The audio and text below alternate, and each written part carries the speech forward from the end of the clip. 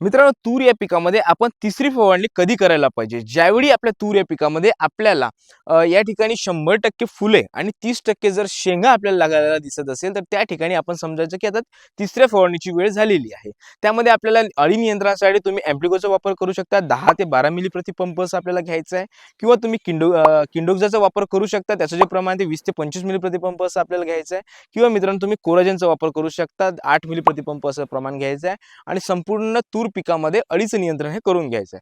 सोबतच मित्रांनो यामध्ये आपल्याला रेडोमिल गोल्ड 30 ग्रॅम या बुरशीनाशकाचा वापर करायचा आहे, जेणेकरून जे काही तूर पिकामध्ये काही धुक्याच्यामुळे किंवा अन्य कारणामुळे जे काही बुरशी येते त्याला नियंत्रण करण्यासाठी हे फार चांगली मदत करतं. सोबतच मित्रांनो यामध्ये आपल्याला फुलांचं रूपांतर लवकरात लवकर शेंगामध्ये होण्यासाठी 05234 ही विद्राव्य खताचा वापर आपल्याला करायचा आहे. त्याचं जे प्रमाण आहे 100 ग्रॅम प्रतिपंप असं घ्यायचं आहे आणि मित्रांनो फुलगळ होऊ नये यासाठी बोरानचा देखील वापर अतिशय महत्त्वाचा ठरतो. त्यामुळे बोरानचं